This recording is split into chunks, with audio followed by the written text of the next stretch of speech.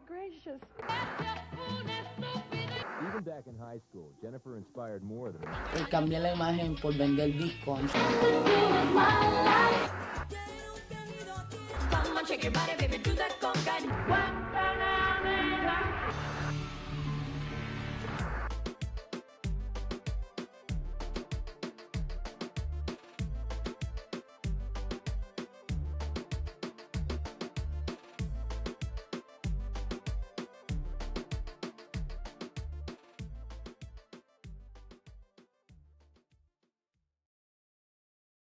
What's going on? Welcome to Growing Up Latina. I am your host, Ali V, and today I am so excited because I love when I can talk to a fellow actress because that's the field that I'm originally from. So I know this conversation is about to be so good. Please welcome to the show, Jackie León. Yay! Hello, everyone. How are you, Queen? I'm good. I'm good. I'm excited for this. So, yes, this is a highlight to my day. Yes, I'm so happy about that. I'm so happy for so many reasons. One, like I said before, like I love speaking to actors and just like kind of getting in their brain and just diving into that world because that is my world. I went to school for acting and for the performing arts, so I'm really like just in love with the whole theater and the whole production Hmm. side. So I know this is going to be a great conversation. Also, we are in like the middle of Hispanic Heritage Month. So that's Yes. for me, it's like such an honor and so refreshing to have someone like you on the show. So I'm excited. You should know this. Um, Yay. we always really start off with La Sala, right? Like we want you to Okay. like take us back to what the sala looked like for you. What music were Okay. you listening to? What novelas were you Hmm. watching? Like paint me that picture of how you grew up. Yes. Okay. So, La Sala. There was a time where I remember my dad coming home every day and he would always have a beer. And we would always, like, the minute dad was home, I was like, okay, we're gonna eat and then we're gonna watch a movie or we're going to watch a show. And then with it was like one of the most cherished times was watching media together. And my dad was a critic. So he would watch something, he's like, that doesn't make sense. Why is that character acting like that? Their acting is terrible. And I'm like, yes. Mom." And I realized that like over time, creating a love or showing intimacy through consuming art had this sort of osmosis effect where I was always critical of art in a positive and like I guess negative way, but like mostly I was always wondering like, oh, why was that made or what does that choice mean? Is this good acting to me or do I like this? Does this fit my taste? And that's something I developed with my family.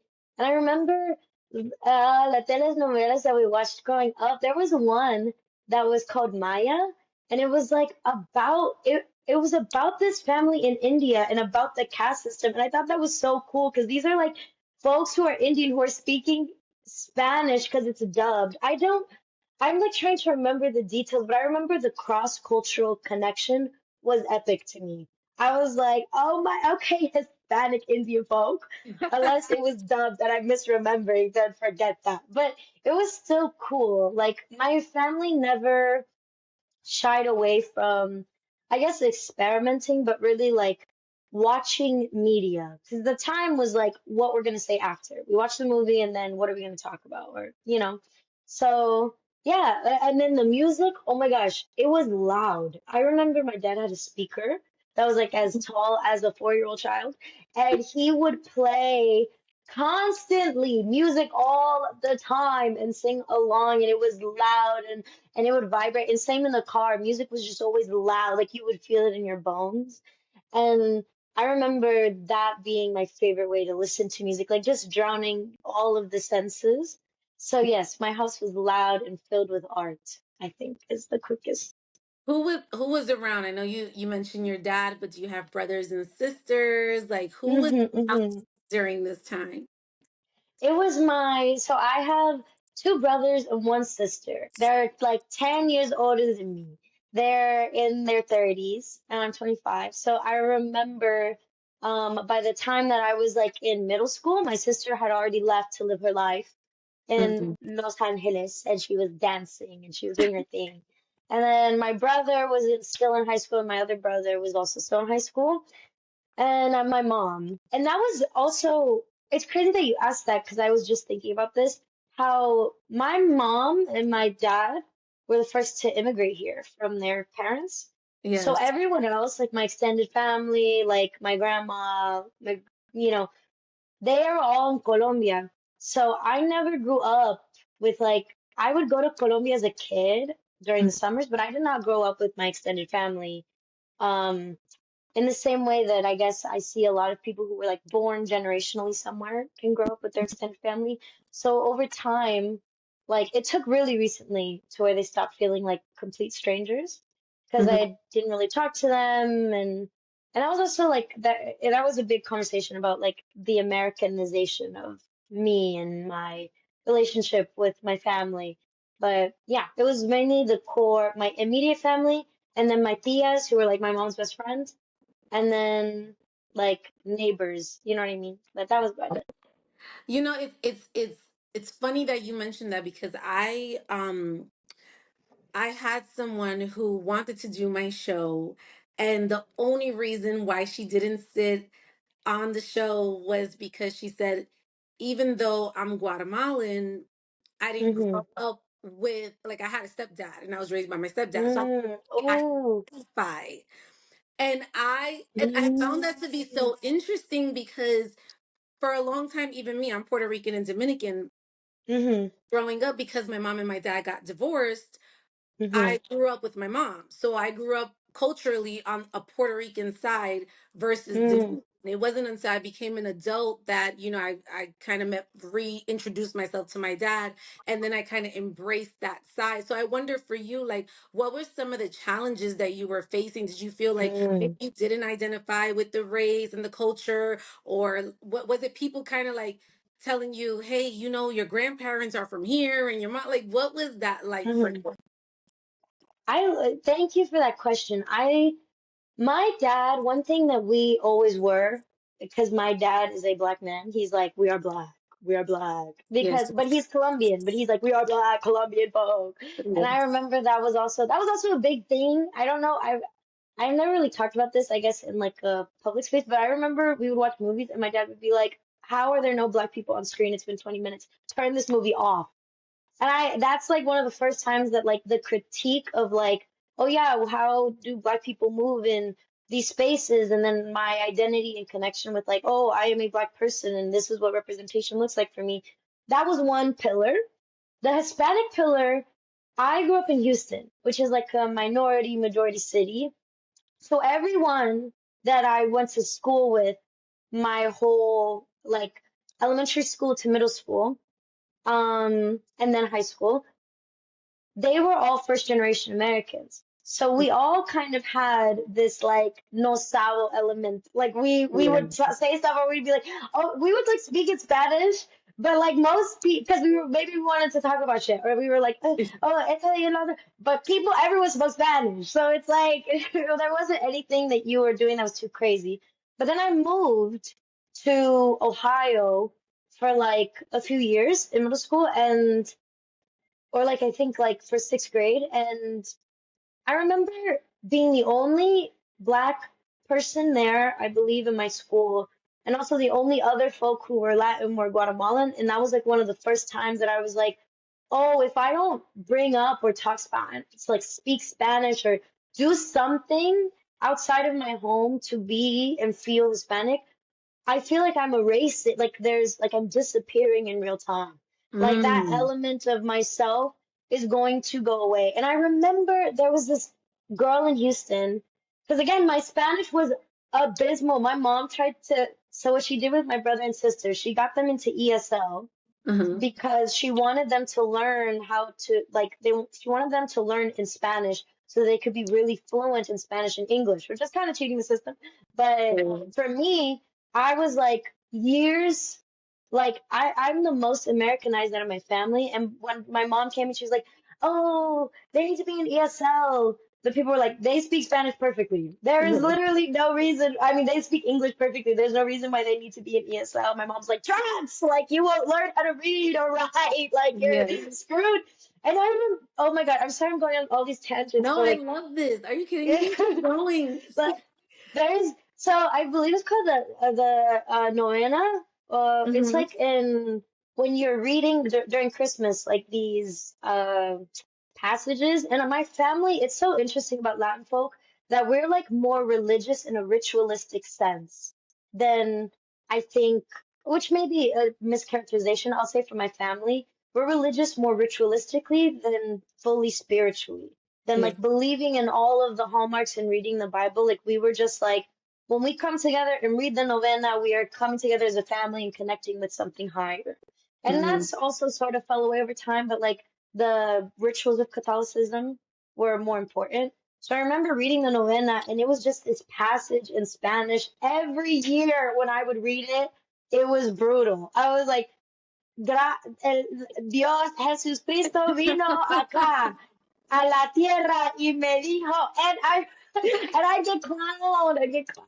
And there Yes. was like just people. I mean, people have said before, it's like my Spanish is better than Jackie's, and they're people like American folk who were learning Spanish in college. Like people just feel like, and I just recently discovered that like you can't take away that I'm Colombian because then you'd be erasing my mom and you'd be erasing my dad, and you cannot do that to me.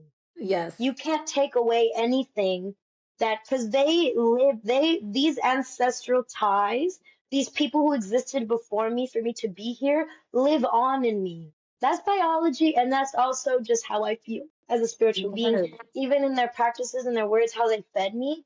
So like no matter what type of mixture comes through, it's not an erasure. It's not eclipse of my culture. It is molding together to cross-cultural relationship that's making something new. But at least I'm declared to myself, I will not allow anyone to tell me that I am any less Colombian as long as I have the memories that I cherish of my mom speaking to me in Spanish, talking to me about Colombia, feeding me food from Colombia, bringing me to Colombia my entire childhood for summer. And it's like it just isn't right. It's brutal and it's unfair. And I feel like I understand that feeling of like, do I have enough of it in me to Mm. claim and to showcase and to be a part of this community and culture? And it's like, I would argue, I guess out of desperation and hope, like, yes, you do. Because you exist and because people wanted you to be here and because you carry on their legacy as a sort of tomb of all of those before you, you are important to the legacy of your Latin heritage. You are a part of that heritage. And so I feel for that human being who felt that way because that's a complicated thing, but that's also a Latin experience. To Yes. immigrate here, to be Latin, to feel disconnected because you don't speak Spanish or because you grew up in it, that's a Latin experience. It's just like, it's just different. The rekindling is a Latin experience. It's also, yeah, you can't take that from us. Not anymore. Fuck that. Fuck that for real. Woo! Oh, So I wonder for you, like when people asked you, like, "Hey, Jackie, what are you? Like, what what do you are you? identify as? Like, what was your answer? Like, were you saying I'm black? Were you saying like, what did you say?" Yeah, I would say for a long time I was Afro-Colombian. Okay. Or like Afro-Colombian American, because I thought it was important to, because I remember the kids when I was young, they're like, you're not black, because you're not like Black American. But I remember feeling, like I was like, but I am black, because my dad's black, and he's like, we're black, and there are black people in Colombia, so like, I'm black, like, what do you mean? And and it felt like it also cracked open to me the intersectional racism in the Latin community. Because what they were saying was something disparaging. They're like, no, no, you're Hispanic. No, you're good. You're not black because you're good. And there's real racism. There's real anti-Black racism in the Latin community Mhm. that I think that's why my dad was so passionate for so long. He's like, I am a Black man, you can't take that from Yeah. me. And I was like, and I felt like, I was like, where is this coming from? And I remember doing, when I was young, I was like trying to figure out, I was in a class, what I say when I was young, but it was in college, but I was doing a class called Hispanic Civilization. And one of the first things the teacher asked in class was like, by the end of this, I want to ask you if you still identify as Hispanic.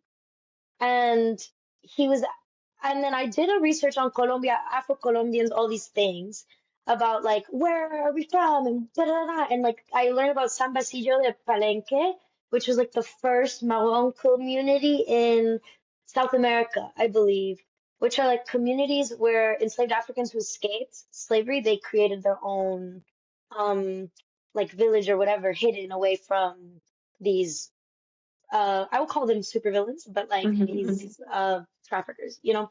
And so some because they were so preserved for like 300 years, they could tie that Colombian Afro descendants were from the Congo, a majority of them.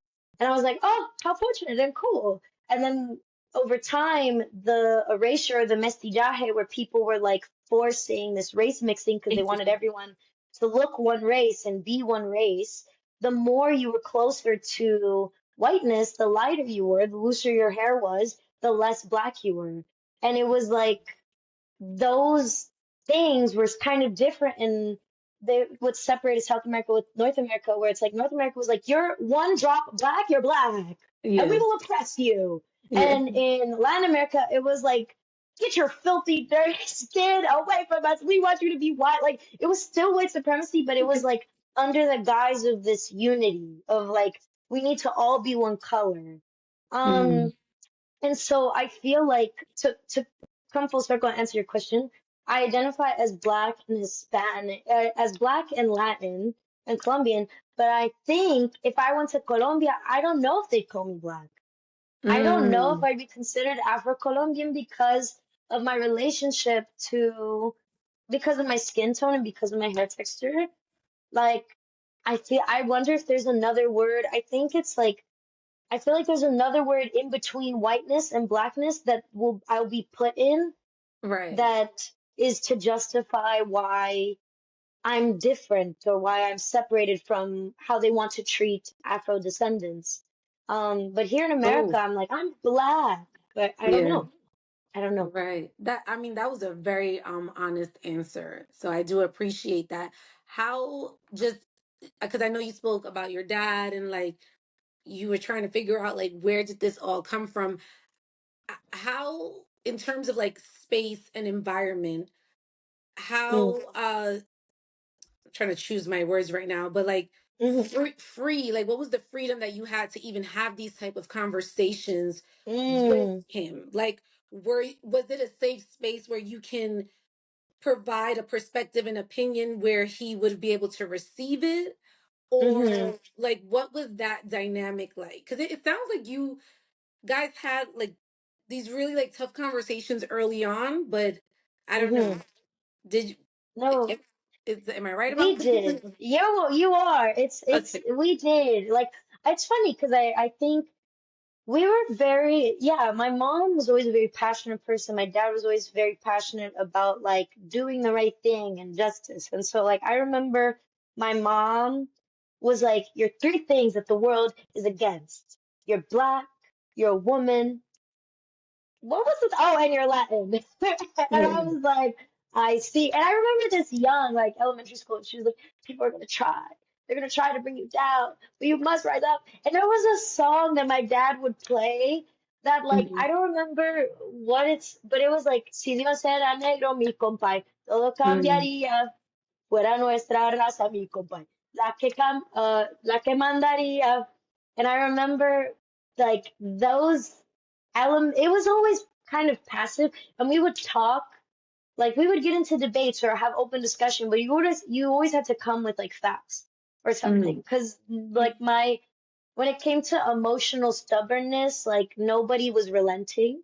So if you wanted to debate something or talk about something or get passionate about something, you had to know what you were talking about, or else you wouldn't win. Like nobody would relent the conversation. Same Mm, with my brother, same with my sister. Like you had to come really logical. And so, yes, it all became about like saying the right thing and researching. And I also grew up in the age of the internet. So like I was raised on sort of this like if I wanted to know something, I would Google it or I would watch it on YouTube and get these like lengthy explanations on history or feminism or identity. And I mean, those things, even then that I was like, oh, I know everything, those things change. yes. Like that my Hispanic civilization class, he was like at the end, let me know if you still feel Hispanic. And the after all that we learned, he asked us, so Hispanic, we now know, at the time at least, it's defined as a place that was once colonized by Spain. It was a title used to show a legacy to Spain. But if you're from a country that fought for liberation and you liberated yourself from Spain, would you still identify as Hispanic? Would you still want to? And I was like, oh, I got that. Because, like, all of these words are used mainly by people kind of outside, it feels like, of the community to categorize easily, like Mhm. Latin, Hispanic. There was a debate, like I remember watching online people debating about whether Haitians were Latino, and I'm like, they're on the same island as the Dominican Republic, and they speak French, a Latin-based language, and that's the definition that has came to be that that is what a Latina person is. But it's like those conversations are always changing. And what Mhm. is Hispanic? All those things. I mean, Filipinos would then be considered Hispanic because they were colonized by Spain. So then the shift of what Hispanic means has to change. And so, yeah, it just, oh my gosh, you opened the floodgates of my brain. I feel like I'm just ranting and raving about everything No, I I love feel about yo, I society. promise you, I love these type of Mm, conversations. From your perspective, what do you feel we still have to learn, or what do you feel like we have to unlearn in order to get to like the next phase of mm-hmm, just openness, right? Where we're not like mm-hmm, discriminating, where there's not so much racism, where we can kind of hear each other and see each other for who mm-hmm, we actually are. Like, what are some of the things we have to learn or maybe unlearn? mm-hmm. I feel like the hierarchy of what makes you more or less Hispanic, of like that disconnect, I feel like anti-Blackness needs to end. I feel like the proximity to whiteness needs to be released. I think that Mm, the connecting to what your history is something you're allowed to do. As someone who maybe like knows that this is part of your identity, but maybe didn't grow up with it, you can always reconnect. There is not a rule. If Johnny Tisdale from Maine can learn Spanish in grad school and live in the Dominican Republic for 5 years, then so can you who are Dominican. period. Like it's okay. like you are allowed to, because that's what this culture is. Like we're all mixed. We're all mixed. We're all um like we're, we're speaking a language that was introduced to us, but then forgetting languages that were always here. We're lessening the value of indigenous people and of Afro descendants who were brought here and also created their own culture within these Latin American countries where we get a lot of our folk music and our dances and our art and our culture. And then especially people who immigrate somewhere else, like you are, I guess that's what the sort of desperation that it is. It's like the more fractured we become about what we are, the less likely we can come together to oppose forces that are coming for us as people of color and as Latin people. Because the more that we're like, I don't, that's not me. Like I came here even right now in this current era. Oh well, those people deserve it because we came here the right way. That is going to end us. That will be the detriment of us as a Mhm. people. If you identify as Latin and the reason why you do is because of connection, your hierarchy of what people do or do not deserve and how you lessen them is going to be the end of us. They're Mm, so that's yes. End of mm. sentence. She said, And that you, is where it has you, to on your social media and just like, you do it so publicly, right? Like you write like these love letters to the transgender Oh, community. yeah. Yes. And I want to touch on that because I also think like, and a lot of people don't know this, but um I remember I was dating a girl for 3 years and I was terrified in telling my mom. I was Yeah. terrified because I just knew like I come from a very like my mom is my grandmother's Roman Catholic. And so Mhm. it just like trickled down. So and I just remember I was like, I don't want anyone to tell my mom. Like I want to be the one to tell her. Mhm. And my mom is very strict. Like my mom Mhm. to this very day. I mean, I'm 38 years old. She would still beat my ass. She does not care. This is just how she is. And Yes. I was just like, you know what? I'm gonna tell her. I don't know where it's gonna land. She may disown me for a little bit, but it's Mhm. okay. We're fine. And I remember when I told her that I was dating a female, she just called me every name in the book. Like just Mhm. horrible, like, and then she followed it by saying, and please do not tell anyone in the family that you're dating a female. I don't want anyone to know. And I was at the moment, it was just like, why? Mhm. Like, why are you so embarrassed by my experience? Mhm. Like, what about my experience is telling you to tell me that I can't tell my own experience? And Mhm. I just did not understand that. So I just want to touch on it because I don't know if this is true for every culture, but I know in my household, like telling a family member, and I have cousins who I have a whole cousin who literally married, had kids, but that is Mhm. not what he identified as. And he did it for the sake Mm. of my aunt. Mm. And I just remember just telling him because he was like the only person that I can speak to about this. And I was just like, how do you feel safe in this? Mhm. How is this space safe for you? Like you're living in something like you have a whole kid. You're Mhm. married to a woman that you don't even want to be married to. Like, why are you Mhm. doing this? So just speak Oh, on that because I felt like yes. when you were so just transparent about it and also like just writing this love letter, I thought it was so special and it just came from a place where you're not alone. That was like the Mhm. energy I felt. So I talk to me I about it. think yes. I love that you brought this up so deeply. It's crazy how you're hitting all the things that moved me to my core. Because I remember when I was in high school and we had a gay straight alliance. Again, growing up in the mid to early 2000s, it was a different world. So we had like a gay straight alliance in my school. At the time, I was on the internet and I was like, am I gay? I remember people being, am I gay?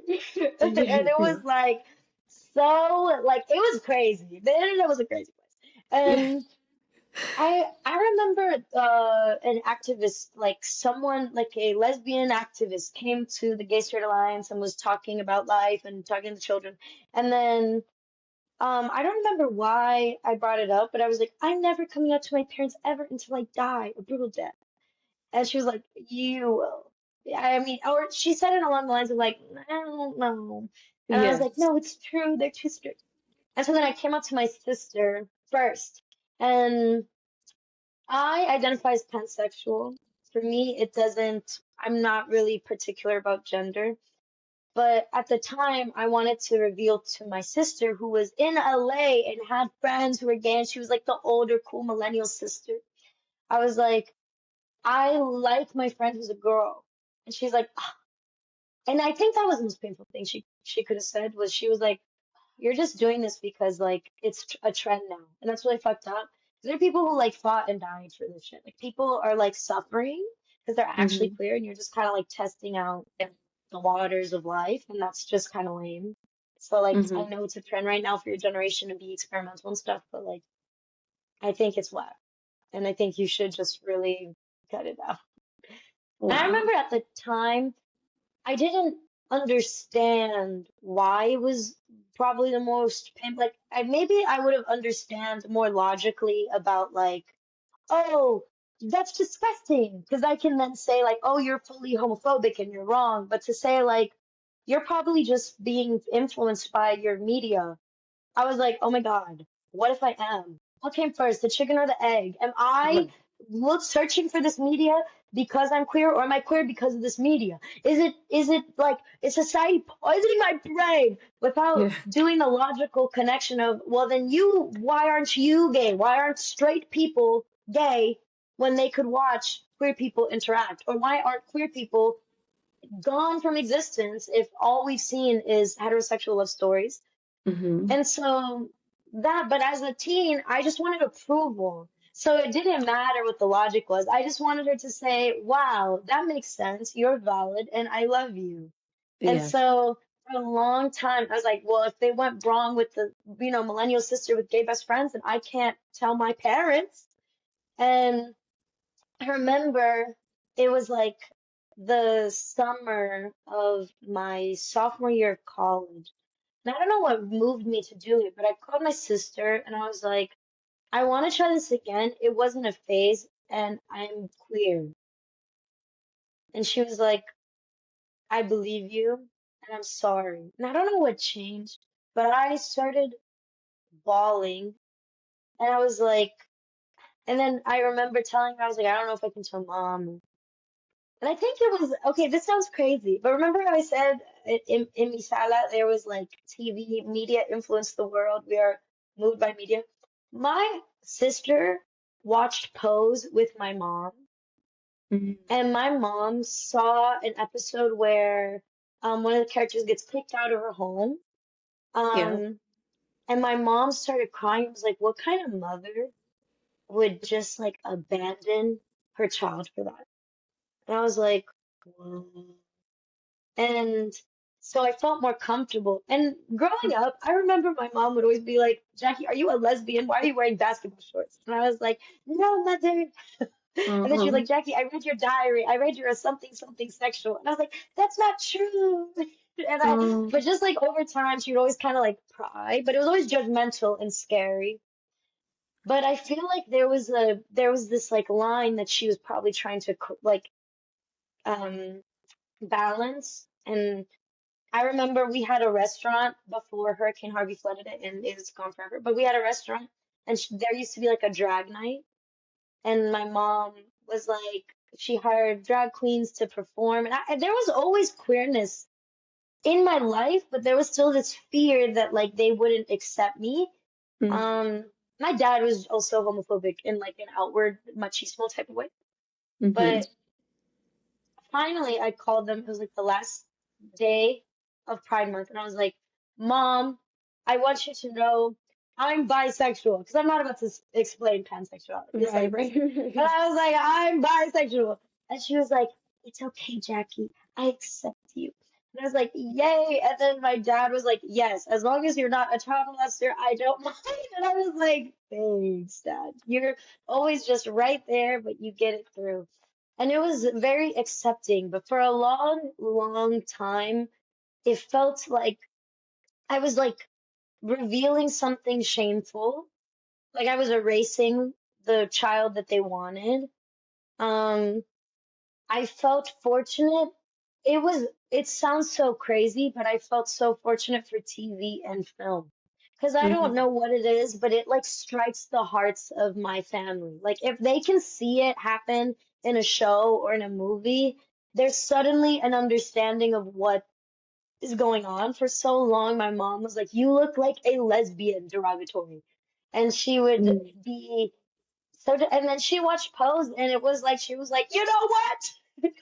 This makes sense. I want to be a good mom to the queers. And I was like, what the heck? So, I hope that, and to also relate it to your experience, I'm so sorry, because that is such a painful and terrifying thing to go through. And I'm happy that you are who you are and that you loved who you loved. And like, I just want you to know your queerness is valid, or however you identify is Mm-hmm. valid, but so is your like feelings of shame and your desire to be your own person. And to be like, what are you running away from? What are you ashamed of that I can't exist on my own? Am I not just I make money, I pay my bills. You know what I Right. mean? Right. Isn't that what you And want? it sucks because so much of like who you become as an adult is shaped by these two people in your lives that are like Yes, feeding you this information. And I yes. remember so vividly, um, because we lived in like a house in the Bronx. And I Hmm. remember I was sneaking my girlfriend at the time. And there was one time where she was like, "Yeah, I'm not doing this anymore." She wanted to use the restroom in my house. Yeah, And I was like, "Oh no, you can't do that." I was like, "My mom is in the other room. What if she yeah. sees you?" So I bought Hmm. her like a water bottle and I was like, "Pee here." And she was like, "What? I'm not peeing in a water bottle." Like, I was like, "No, you can't go out there because I'm Yeah. afraid of what's going to happen to both you and I." Like, Yes, I yes, don't know yes. what's We'll going to be fine. happen. And Yeah. that day was like such a eye-opening day because she was like, if you can't stand up to your parents, then you don't even deserve to be in this relationship with me. Mm, And I was just like, oof. Like mm, when I tell you I felt that to the core, mm. I was like, you know what? You know when people say things and you just like, I can't even be Yes, mad. I can't even be yes. mad at her. Because You she's can't like speaking so much truth. yes, you're saying the one thing I didn't want to hear right now is that, and it's to I have to change to grow. That is scary as shit. I don't know how I mean, I literally for so long have abstained from even engaging in the topic of like who do I date, who do I fall in love with because of this fear, like this genuine fear and shame that's Yeah. attached to being vulnerable and falling in love. And like I just I just have to like I get you. I understand. Oh, that Yeah. is so real. So real. So real. That And I is so think real. also too, like, even me wanting to be in the entertainment industry. So like Hmm. even like how I got into acting, both of my sisters are accountants and so they went to school for accounting and my Hmm. mother was just like, hey, you should go to school for accounting just like your sisters. I'm like, Mom, math is my worst subject. Like I'm not doing it. Like I'm literally not gonna do it. It's never gonna Yes, happen. yes, yes, yes, yes. And I just remember like me telling my mom, like, because my mom comes from taking her GED. And so one of the things that she Hmm. really said was, because I took my GED, I don't want any of my kids to take their GEDs. Hmm. All of my kids are going to go to school, they're going to finish college. I don't care if I have to like put a gun to their head, like they're finishing school, period, point blank. If you're going to live in Hmm. my household, you're going to finish school. And Hmm. I just had a conversation with my mom and I said, listen, I feel you and I'm with you 100%. However, I can't go to school where I'm not passionate about the things that I really love to do. And for me, that's acting. And I said, if I Hmm. can't go to a performing arts high school, then I would rather take my GED. And that Hmm. she was like, oh no. She went and she looked up every performing arts high school. She went to all of my auditions. Oh, She was just like, oh oh my no. God. Like my daughter Yes. is not gonna take her GED. And that moment was so special for me because it was the one time where I felt seen by my mom. Hmm. It was the one time that I felt supported. And then she was showing up to all of my auditions. She didn't miss not one audition. And then the high school that I went to was Talent Unlimited High School for the Performing Arts. And I just remember like, that was the last school. Like, girl, LaGuardia was like, no. Professional Performing Yeah. Arts, who they were like, no. And my mother looked at the principal and she's like, what rules do I have to break to get my Mm. daughter into this school? And I was like, yeah, mom, Right. Yes.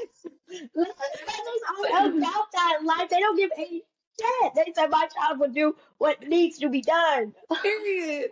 Period. And because no Yeah. one has ever done this in my family, I often felt like so misunderstood by my sisters. Like I would lock myself Mm, in the room and just like memorize my lines and do these monologues, and they were like, "What the hell is Allie doing? Like, what is she doing?"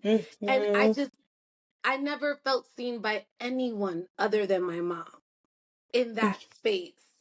Like my mom was always cheering me on. Like I would be like, "Mom, you think I'm gonna make it?" And like at the time, mm. I really wanted to be Julia Roberts. I was like, my favorite actress was Julia Roberts, and I was like, "Mom, you think I'm gonna make it? You think I'm gonna make it?" And my mother was like, "Yes, yes, you can be anything you want to be." And I was just like, you know, you don't realize how much you need that as a kid. Like you need to hear Mhm. these things. You need to hear that you can do it. So, what was that support for you when you like go into this field? Because it seemed like you had accepting parents, like low key, like you I really did, had parents that were like like they championing were. your career. I mean, they, it's so cool, right? So me being 10 years younger than my siblings, there was an element, the biggest resentment I had was feeling like neglected, but like neglected in a bratty, youthful way. Yeah, Like, I was like, ah, where the heck? Why aren't y'all at my things? Or like, why aren't y'all? But because they were working, so it's, you know what I mean? There's yeah. like that. But I remember my sister first went to LA and she will never let me forget about how my mom and dad, they were like, yes, Catherine's in college. Like they did not accept that she went to be a dancer. And like Mm, her journey was to dance in Los Angeles. And she was like, and honestly, until my sister made it seem possible, my parents were like, you should be in college, going to school, learning a trade and getting a degree because how will you make money? And I remember my mom, like, that's such a fascinating thing about immigrating too, because she was going to school for chemistry and then she came here and I think she finished, and I wasn't there for that part of my mom's life. It was like my sister who was helping her read her like homework and translating mm, things. And like by the time that I was growing up, my mom was like nannying for a little bit and then doing odd jobs here and there.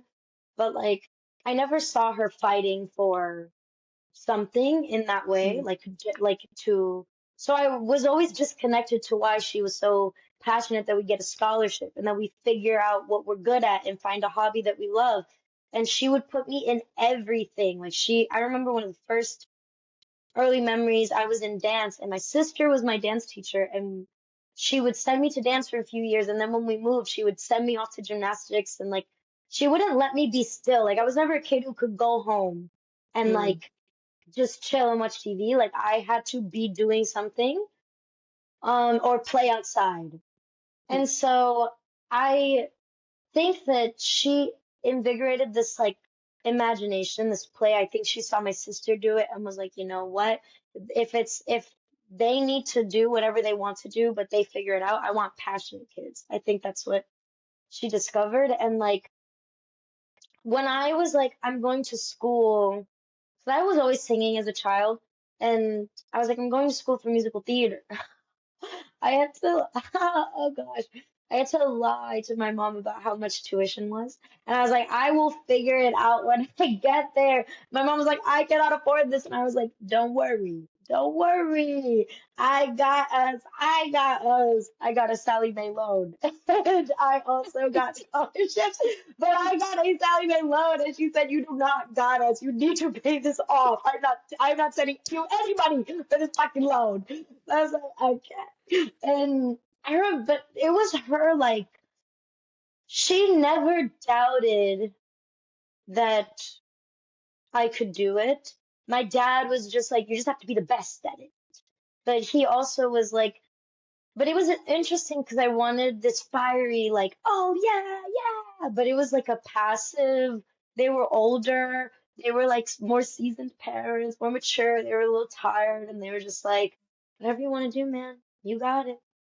And I was like, okay.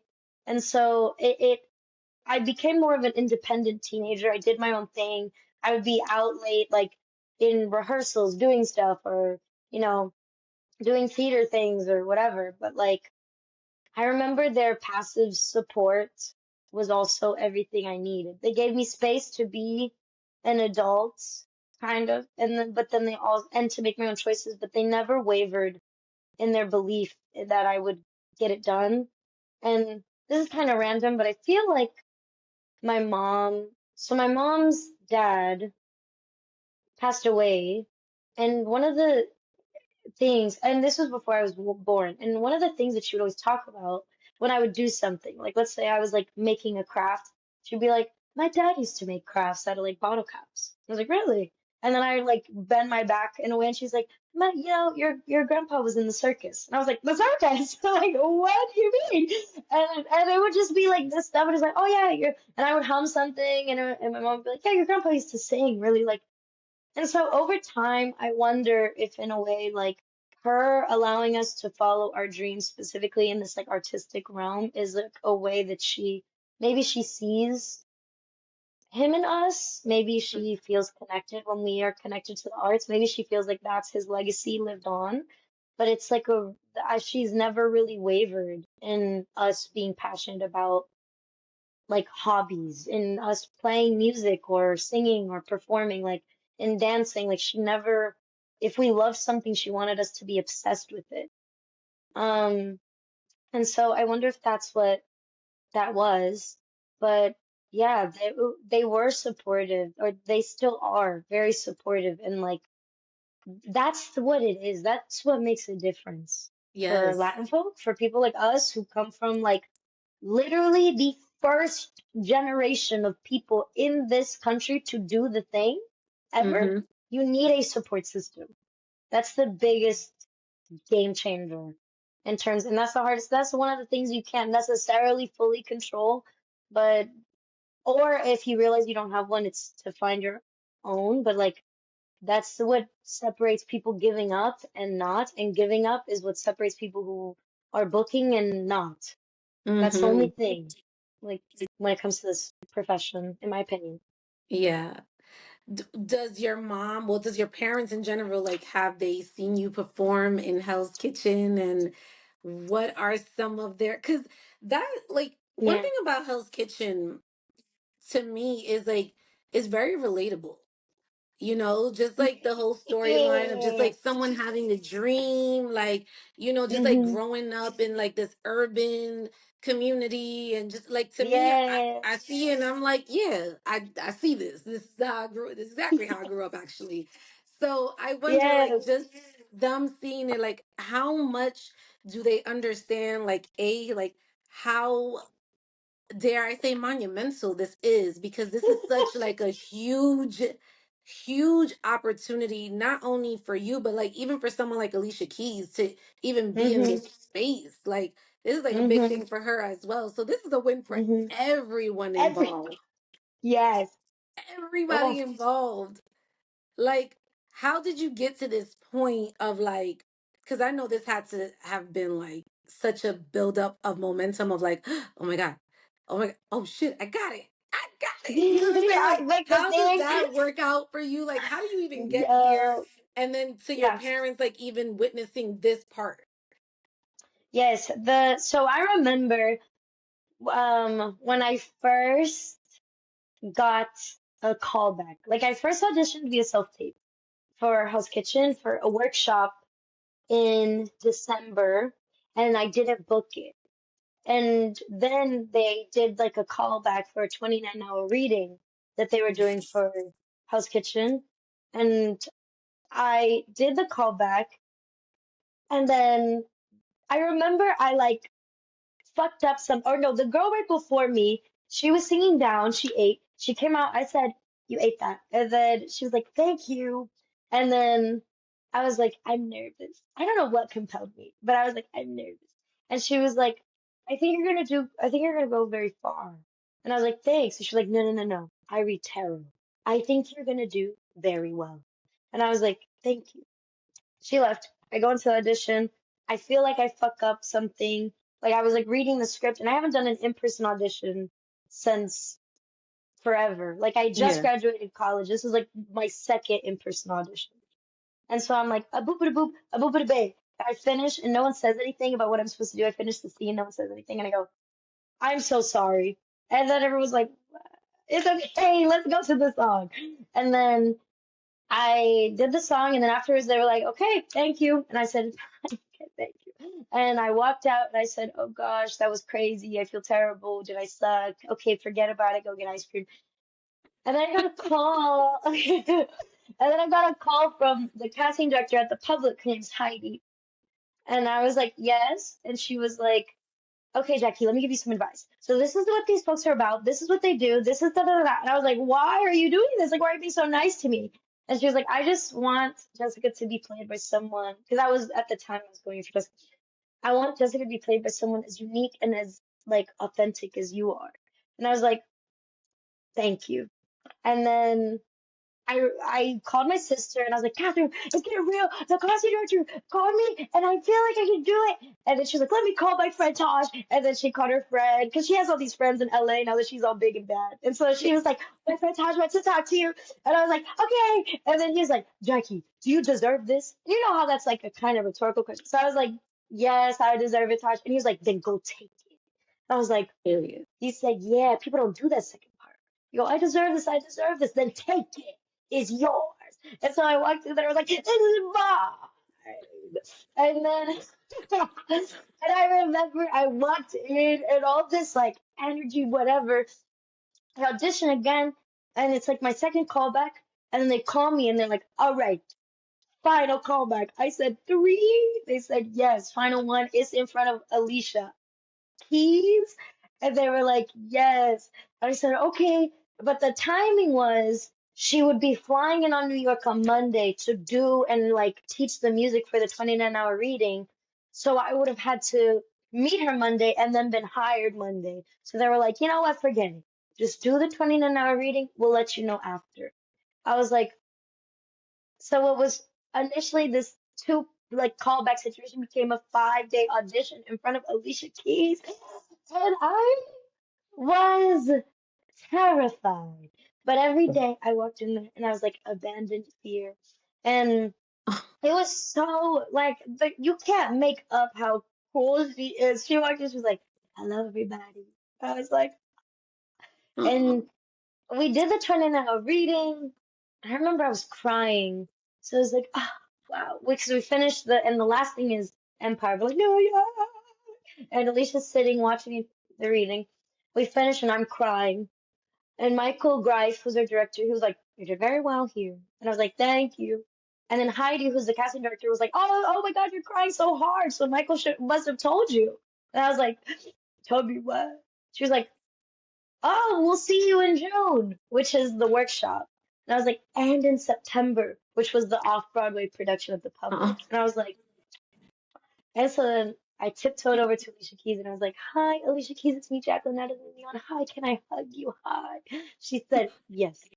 Like, and I remember like, it was just so, it was such a crazy, my self-esteem was doing this, like taking a nosedive every single time. Because I'm walking into the room with these powerhouse vocalists. Like, if you listen to the show, these people can sing down. And like, Yes.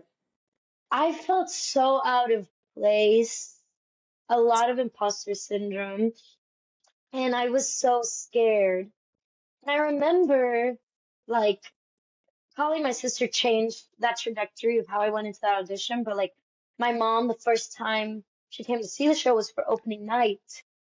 And when you talk about monumental, like, you can't even like grasp how crazy it was. We were backstage and we hear screaming coming from the audience before the show starts, and we're at places and we're like, Beyonce? It was not Beyonce. It was Michelle Obama. And my mom is sitting there like crying. She's crying, being recorded, crying. She's like, Mija, se va a presentar en frente de Michelle Obama. And I was like you can't make it up. It was my mom and my sister who came. And then my brother came to see me at the public. And I just remember like my mom being proud of me in that instance, and then we took pictures of like anything around me in the marquee, and we went around and we took all these photos, and she's crying, she's like, I'm so proud, I knew it. And then, life goes on and she's just your mom. She's still yelling at you about the regular stuff. She's like, are you eating? Why are you eating garbage? Like, you know what I mean? Like it just doesn't, and I think that's what feels the most compelling and most supportive is that like I was calling my mom to ask her advice about something that was in Spanish, and it was in between a moment in the Mhm. show, so I had to run upstairs, and I was like, "Okay, mom, bye." And she was like, "No, Jackie." I was like, "Mom, I literally have to go." And she's like, "Jackie, espera." And I was like, "Mom!" And she's like, "Espera." I was like, "Oh, por what?" She was like, "Te quiero mucho." I was like, I Oh. was to go sing right now. But it's like you can't make it up. Like these people have no chill. It's so I think that's what makes me so free is like they are themselves no matter what. Like if they're not like, oh my God, I'm so proud of you, Alicia Keys. Wow, that's really professional. She's like, wow, oh my God, let's get drunk. Like what? How did you do it? Like, so you could. I think if I had been in any other environment when it came to theater, even if I did a crazy off-Broadway production or if I was in one guest star episode of something, she would act the same way. And I Yeah, think that's what moves me to my core. That's what support is. I love this. Do you feel like, because I don't know like how the scheduling works for you when you Hmm. are like, how does that like how long does the show go on for? Like what is the Yes. scheduling like? Like what is your Hmm. life like Hmm. how has your Hmm. life changed now that you have this role? Like speak a little bit about that. Oof. So this is the crazy part about Broadway right now that I'll speak on is that like you dream your life away. You're like, I want to be here. And then you get here and honey, it is work. Like it is 6 out of the 7 days of the week, every single week. And if you call out, you're not getting paid. You know what I mean? That's what it means Yeah. to call out as an onstage, as anyone in the building.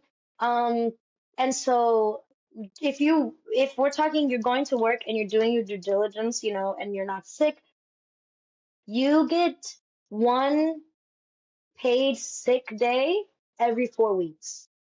Mm. So, and a day, sick day is like considered actually a show. So let's say it's a 2 show day. So we do 8 shows a week, which is depending on the schedule, commonly Tuesday, two on Wednesday, Friday, two on Saturday, one on Sunday. But if we're Mm. doing 5 show weekends, it's Tuesday, Wednesday, Thursday, Friday, all evening shows. Saturday and Sunday, 2 shows both days. Wow. And on Saturday, we're there from like so the show's at 2 p.m. So let's say half hours at 1:30. Usually I like to get there a little bit before half hour, so I'm there like 12:30. So you're there from 12:30 to like 11 on a Saturday. Like I like over like 9 hours at work, and it's it feels like, and even on days that you have an evening show, what you do the day before your show is essential. Like you can't eat things that will, you know, screw up with your instrument. You have to rest, you have to recuperate, you have like it's all about sustainability. It's like a marathon. We get 1 week paid vacation every 6 months. So like in a year, we'll get 2 weeks of vacation. Um, and then yeah, on a 2 show day, if you call out sick on Saturday, you're using both of your sick days, which is like 8 weeks of Wow. working nonstop for one Saturday if you're sick. And this is all like in terms of like if you want to stay consistently paid and not lose any money and you're going to work type shit. Like Right, that's right. what. And so there's times where you are, and then there's also paid medical leave and, you know, leave of absences, but depending on your company, like it's such a insane, like you feel like there's an obligation on your shoulders as Mm. a person who fought to be here and be like, I trained for this. I have to be here every single day. But you Mm-hmm. could easily, if you misstep, run your body into the ground. Like Wow. there's the sustainability comes from making smart choices, but also compassionate choices. You have to love yourself above all else. You cannot sacrifice yourself for anything, Mm-hmm. even if you're here. You know what I mean? And so, like, that's, I think, when that finally comes into alignment, which is hard. A lot of our show is Broadway debuts, so for a long time it was like, I can do it, I can do a show. You know what I mean? And you're Yeah, yeah. freaking dying, and you have like you are sick and hacking up a lung. You're like, no, I have to be here. We're gonna open the ticket, and it's Oh like, my man, God. go home, like go home and sleep. But you're just like that sort of grit and like pushing yourself through, like that's just not how sustainability works. It's not like you're about to finish the set, it's a marathon. So like hopefully your show just keeps going. And when Yeah. there's an end date in terms of like a limited run, you can like at the public, we had, a limited run. I knew when it was gonna end. So I remember at the public, I never called out. And like it was, and I didn't realize in my mind, I was like, "Ah, of course, I come to work. That's what we do." Yeah, But yeah. like, I didn't realize that that was a psychological thing as well as like a luck thing, that I Mm-hmm. didn't get sick with something or, you know what I mean? Like, it's luck and psychology of this is going to end at some point. Can I push myself through? Can I do this? But when it comes to Broadway, and hopefully as we've been blessed so far to be like a long running show, the week keeps coming. There will be Mm-hmm. another week and another week. So you 24 hours a Monday does not make a healed human. You know what I mean?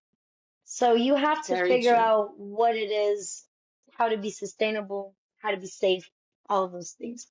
Did I s- was that And answering your and question? discipline. Discipline is a And huge discipline. discipline is very, very big, like I think Mm, most people when they don't have a system in place for their life and like how they're going to maneuver, then yes, because mm-hmm. you could be a depressed girl and you still got to get up on stage and be like singing and happy Yeah.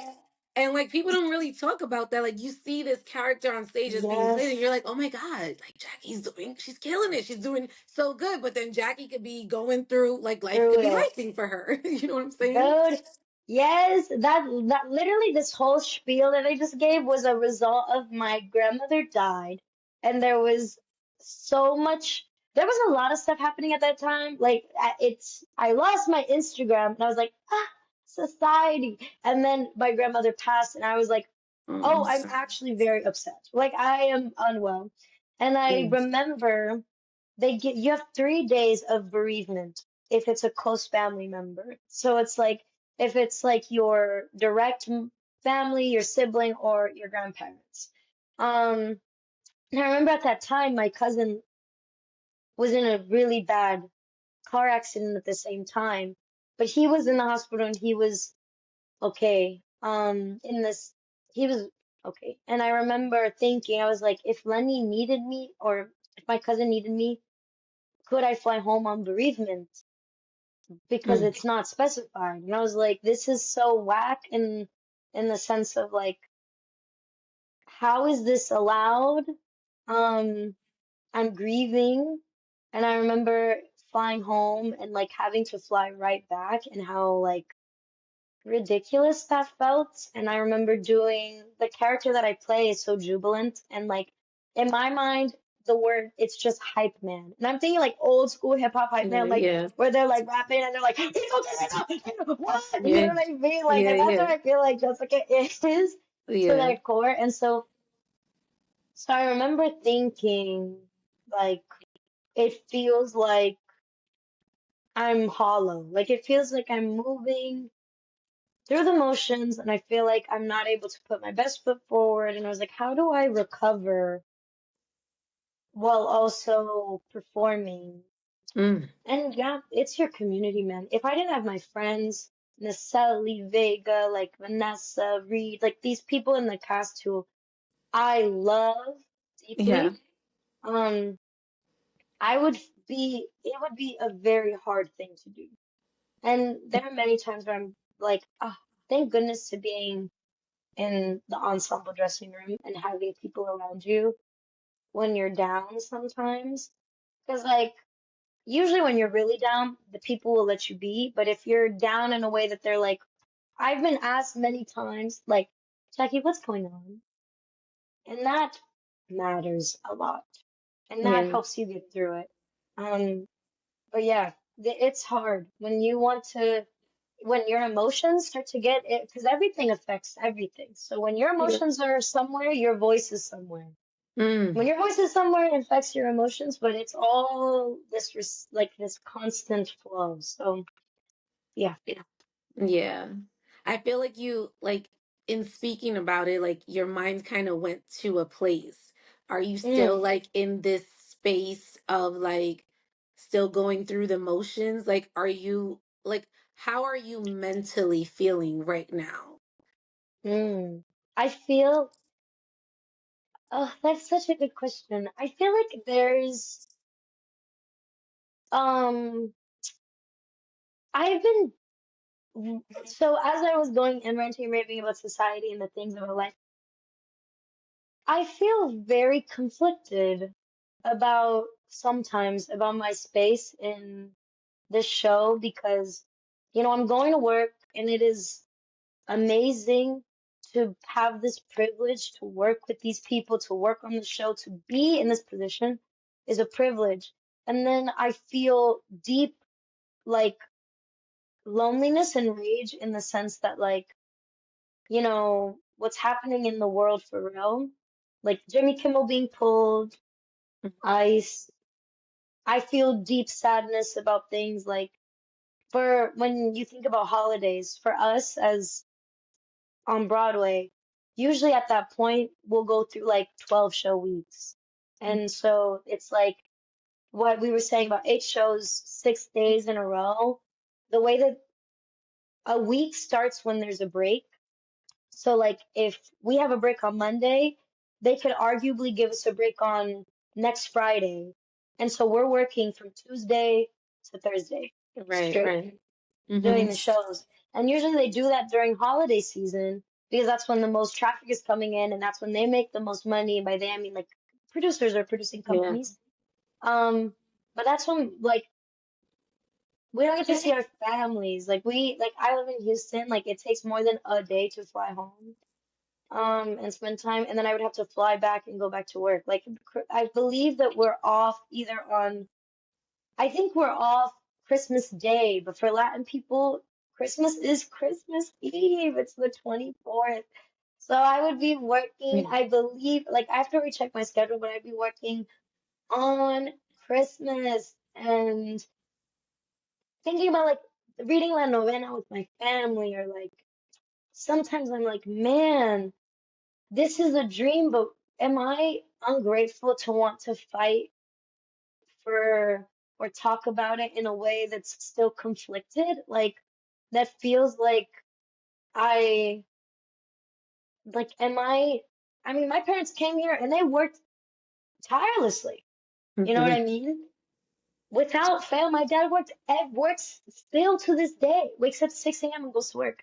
And I'm Yeah. sad because I'm like, I'm on Broadway, but I work a lot, but I can't see mommy and daddy. Yeah. But it's also kind of terrible to be that reductive about it because the truth is it's the same for every holiday, Thanksgiving, Christmas, New Year's.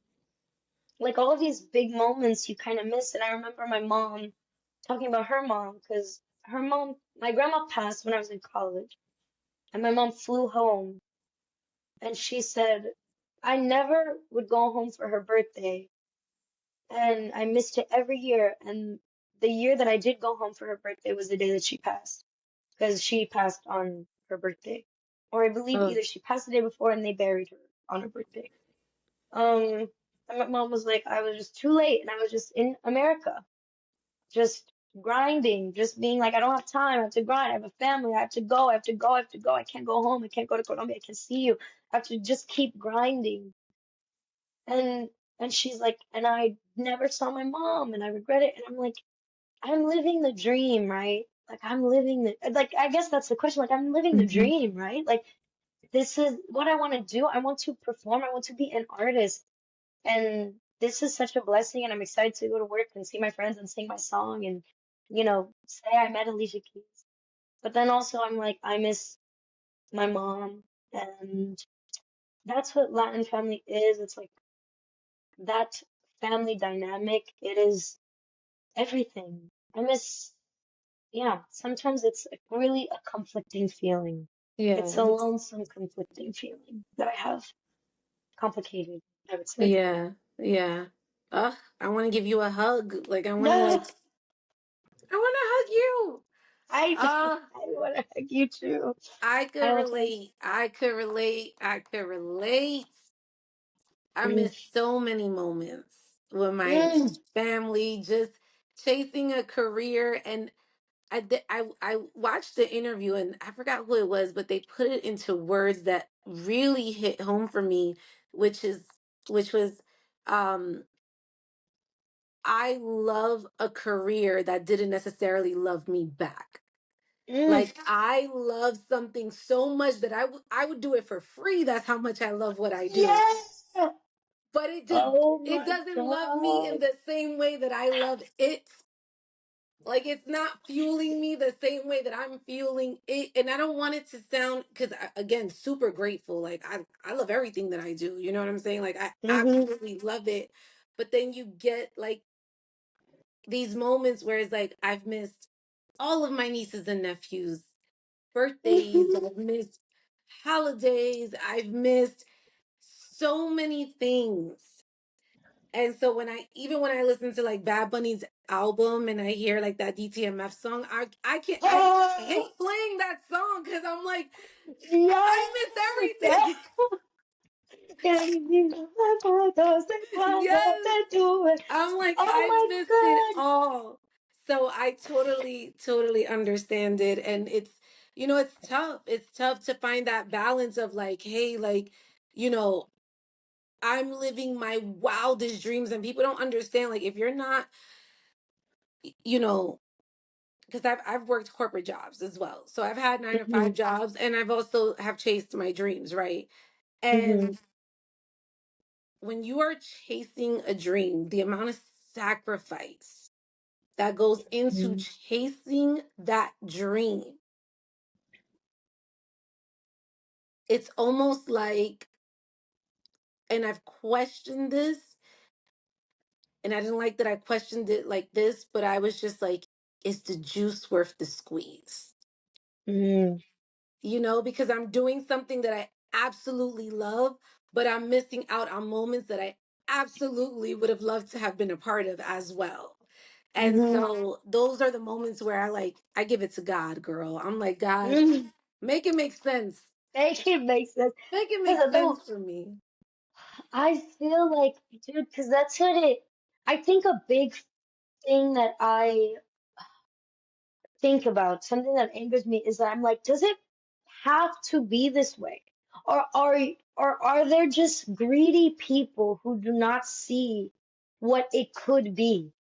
Like I feel like the way that like ugh, I sometimes I wonder what it would mean to own a theater.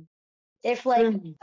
If there was like performers who had real estate property in Broadway, like to own a theater that is a Broadway theater, what that would mean or what that would showcase for commercial arts. Because I've seen, when I talk about what the art that I grew up on in terms of like performed in and loved in the city were all these Latin collectives, Latinx Playwriting Circle, the Yachty Theater, INTAR.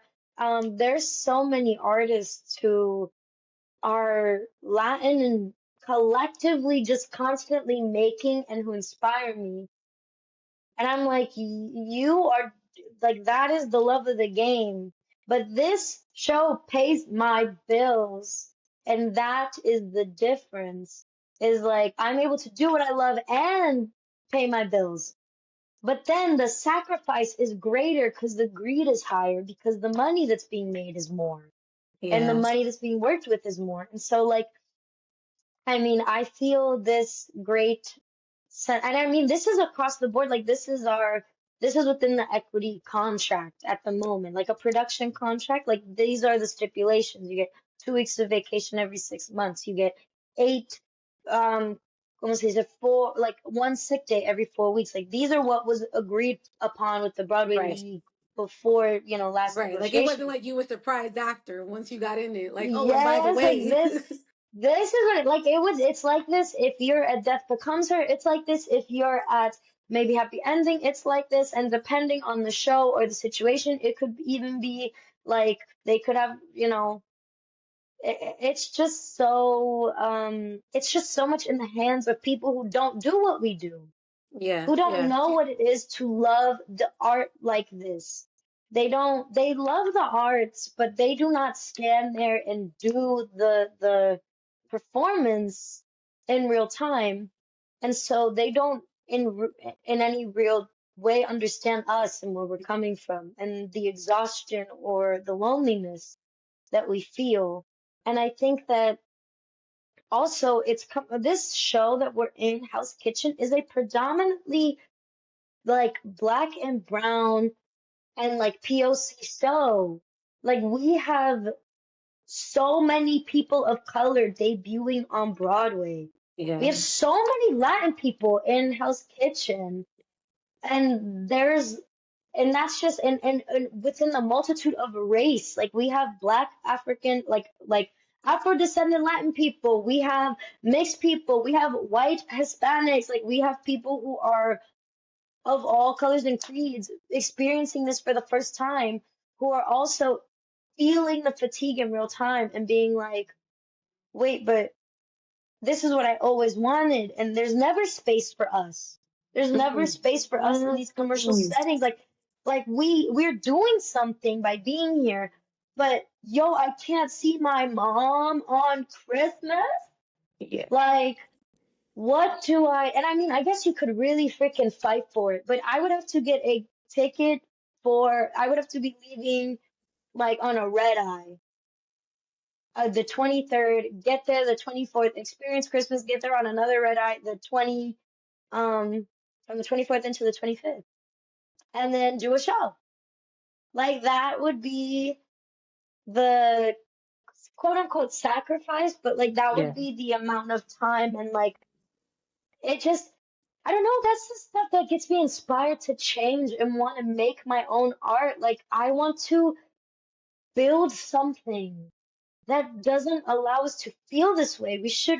Art used to be something that was like, it used to be divine. Like, we used to use it to speak to the gods. Like, it's something Mm, that we cherish because it's in our nature. Like, to love something this much that doesn't love us back, to feel like this is our purpose.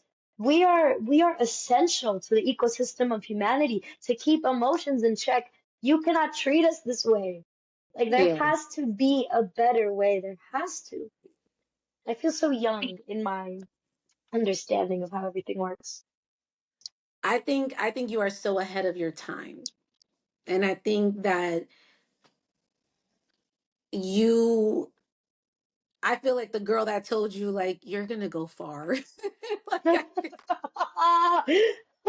I feel like that. Like I share her sentiments. Like when I hear you speak, I'm like, yo, she got it. She got it and she gets it. And that's like, I mean, wow. Wow. Like this conversation has fueled me in a way that I swear I will never forget you.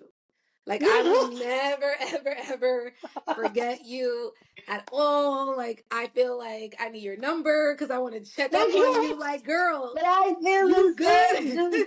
Yes, same. Because I feel you when you said that, where you were like loving something that doesn't love you back, like being like passionate, like being the first one to do it, or even the way that you ask, you're so intentional with the way that you ask and you interrogate the folks who come here and feel safe with you. Like I'm just excited. Like I feel like when I meet people like you, I'm like these are the people that they try to separate so that the world can't change. And the Mm, more that we meet each other and the more that we genuinely like root for each other and connect is the more that the more that the world can transform, like the more power that we have. And so yeah, I want things to change for the better. I want people to not have to sacrifice. Like my mom has sacrificed everything for me to be here so that it could be better. And it Hmm. is better. And I think I can sacrifice what I need so that it can be better again.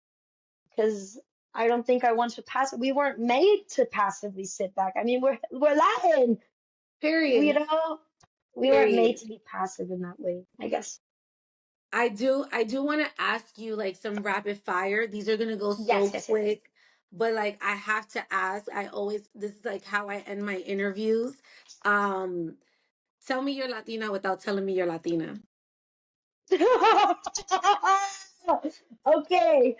Um, I would say like hoop earrings and slick back or sharp liner.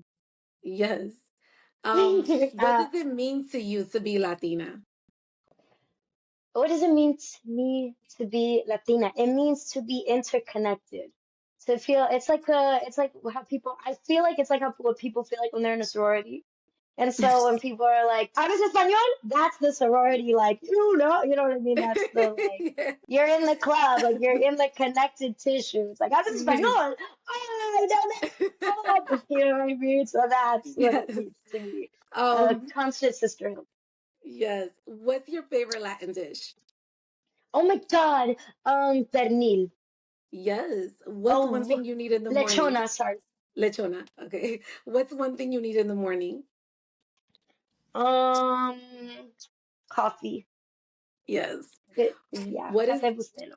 yes, definitely. What is this chapter of your life called? Uh, um, Jackie comes of age. Love that. Um, what is something you would want to work on that you haven't already? Okay, I want to get my plays produced, or just one play, or be a part of like a playwriting cohort. Mm, that's a good one. It's a really good one. Um, if you had an opportunity to have the Last Supper with three Latinas, dead or alive, who would they be? And it could be anyone. It doesn't have to be a celebrity. Just three Latinas, dead Okay, or alive. okay, I would say I'm gonna cheat. I'll say both of my grandmas and um, it's so and Celia Cruz. I was gonna say it's so basic, but that's not fair to her legacy. She Oh no, deserves it. She's girl! in the zeitgeist. Everyone says Celia Cruz. Celia Cruz! Everybody says Celia. Like she is, will always be that girl. That's Love her her. legacy. I want to eat with you. I want to talk to you. What is it like being you? Tell me. Yes. Let me know. Yes. Finish this sentence. Growing up Latina is. Growing up Latina is freedom. Mm, Mm. I like that. Being half believing, half noticing. No, yeah, yeah, yeah. Growing up Freedom. Latina is freedom. Yeah, yeah, Okay. And last question. When people look back 10 years from now at Jackie León, what headline do you want them to remember? yeah. Okay. Jackie Leon changes the world. Period. Period. Thank you so much for coming on the show. As I told you before, you are a true, true, true gem. Like, I will forever support you. We definitely need to connect in person because, like, hello, hello, like, we Hello, damn near spoke for hello. 2 hours. For real, for real. I mean, You just started read off it, saying, right? I'm nervous about the interview. That's what you told me. I'm nervous, Allie. And But now, it's because you get people to talk. You have a potion in your words. You are slick with it. Because the way I'm like, you know what? You're right, society. I just feel passionate. yes, yes. Let everybody know where they can find you, where they can follow you, and also where they can buy tickets to Hell's Kitchen. Yes. Okay, you can follow me at jackie.n.leon on Instagram and on TikTok. and Jackie León on YouTube. And then you could buy tickets at housekitchen.com or Today Takes or TKTS. TKTS. Yes. Or you could come to the box office and buy tickets in person. But please come see Hell's Kitchen on Broadway and support your homies and your people of color and your Broadway debuters. We're all there and happy to greet y'all with open arms. Yes, thank you so much. Thank you.